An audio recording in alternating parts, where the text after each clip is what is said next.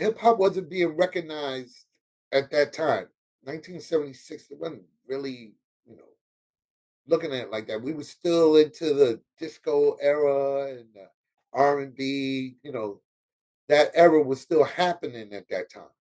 So here I am, Jackson 5 all day. You know what I'm saying? So as a kid into music, Jackson 5 has been, those are my idol, to even think about getting more into music. And so when I came back to Long Island, here I am, I'm singing.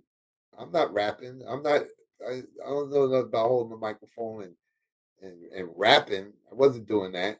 I was singing Michael Jackson songs. All I do is think of you, Sugar Daddy, Daddy's Home by Jermaine. I was doing stuff like that in talent shows. Let's test your Jackson 5 history for a second. All right. Can you sing a segment of Off the Wall? Oh man, come on, man. What is this? When the world is on your shoulder, and Go it on. ain't no room to put the party down. You know. But I'm saying, as you get older, voice changes and all that stuff. Mind you, I was a little kid at that time, so I wasn't smoking cigarettes and all that stuff neither. So I hold a tone, I hold a note or two. It depends on what song I'm singing now. It depends. But the Michael Jackson thing. There's more. I own every Jackson 5 Jackson's album. Period.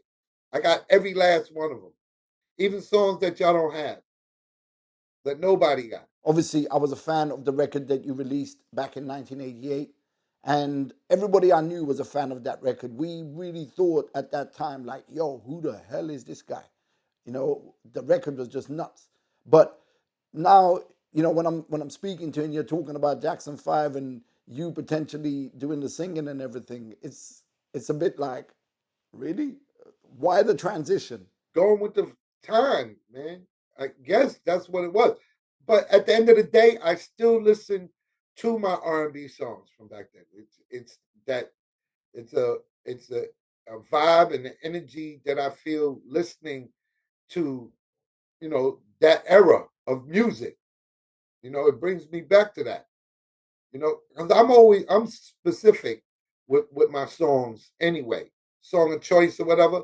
Because y'all, you might have a favorite song that, or listen to a song that's on the radio and that's that hit. Me, I'll go get the album, and there's a song that's not a hit that's my favorite record on that whole album.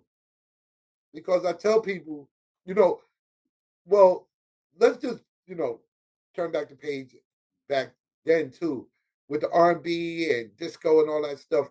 The bands was happening, and in my neck of the woods, everybody was a band member of a band.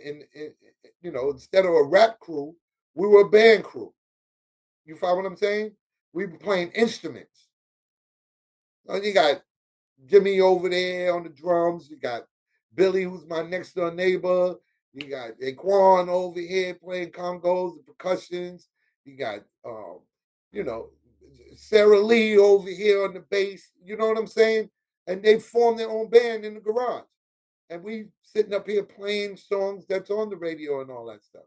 So you got to remember, before DJ equipment, that's what it was. That's what we were doing.